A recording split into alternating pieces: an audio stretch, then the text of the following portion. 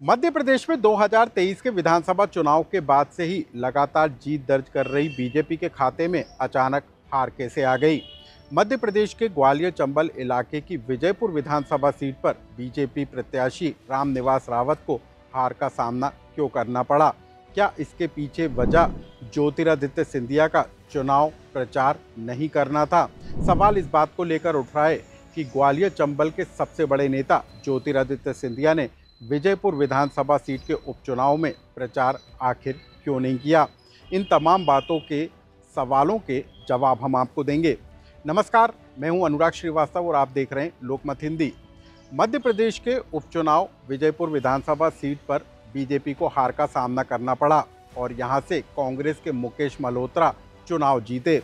लेकिन सवाल यह है कि मोहन सरकार, बीजेपी के सरकार के मंत्री रामनिवास रावत चुनाव मैदान में थे। पूरे बीजेपी के दिग्गज नेताओं ने यहां चुनाव प्रचार किया, उसके बावजूद बीजेपी प्रत्याशी की हार क्यों हुई? सवाल इस बात को लेकर भी है कि ग्वालियर चंबल इलाके में अपना प्रभाव रखने वाले ज्योतिरादित्य सिंधिया आखिर चुनाव प्रचार के फ्रेम से गायब क्यों रहे। सिर्फ सिंधिया नहीं बल्कि उनके समर्थक, विधायक और मंत्रियों ने भी चुनाव प्रचार क्यों नहीं किया, इसकी पूरी कहानी हम आपको बताएंगे। दरअसल 2020 में ज्योतिरादित्य सिंधिया अपने समर्थकों के साथ बीजेपी में शामिल हो गए थे। तब ज्योतिरादित्य सिंधिया के करीबी माने जाने वाले रामनिवास रावत ने दल बदल करने से इनकार कर दिया था और उसी के बाद से सिंधिया और रामनिवास रावत के बीच रिश्तों में खटास पड़ गई थी, जो दिन ब दिन बढ़ती हुई नजर आई। हालांकि रामनिवास रावत का भी 2024 के लोकसभा चुनाव से पहले मन बदला और वो बीजेपी में शामिल हो गए।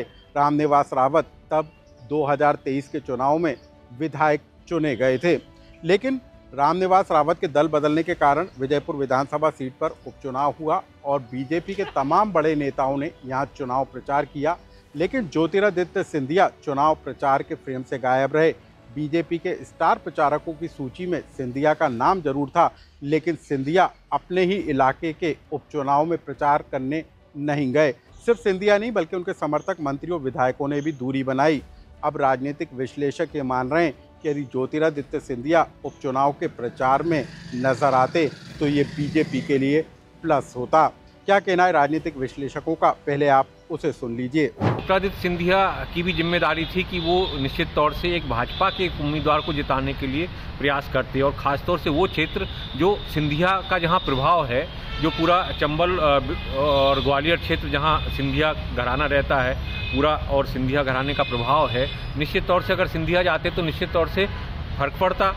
भले ही बाद में हार जाते जीत जाते, इससे भी हमें कोई ऐसा कोई आकलन नहीं किया जा सकता कि हारते या जीतते, लेकिन फिर भी एक पार्टी के नेता के होने के नाते एक आम आदमी की अपेक्षा थी। विजयपुर की जनता भी निश्चित तौर से अपेक्षा कर रही होगी कि हमारे महाराजा यहाँ दिखेंगे और निश्चित तौर से अगर महाराजा दिखते और वो अपील करते तो हो सकता जीत जाते और उसका श्रेय भी महाराजा को संयुक्त रूप से मिलता। कोई भारतीय जनता पार्टी व्यक्तिगत तौर पे किसी के साथ कुछ नहीं करती है, कैडर बेस्ड पार्टी है और सामूहिक जिम्मेदारी से चुनाव लड़ती है। तो ऐसी सामूहिक जिम्मेदारी में ज्योतिरादित्य सिंधिया का ना दिखना निश्चित तौर से एक सवाल तो खड़े करता है। अब हम आपको बता दें कि मध्य प्रदेश में ज्योतिरादित्य सिंधिया का खासा दबदबा है। मोदी सरकार में मंत्री होने के साथ ही सिंधिया समर्थक विधायक मोहन सरकार में मंत्री पद पर हैं। लेकिन उपचुनाव के दौरान न सिर्फ ज्योतिरादित्य सिंधिया चुनाव प्रचार करते हुए नजर आए और न ही उनके समर्थक, मंत्री, विधायक और नेता चुनाव प्रचार में नजर आए।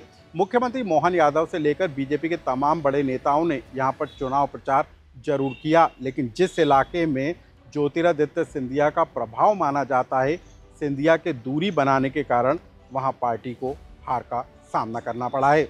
इस खबर से जुड़ा यदि कोई कमेंट्स हो तो हमें कमेंट्स बॉक्स में लिखकर जरूर बताएं।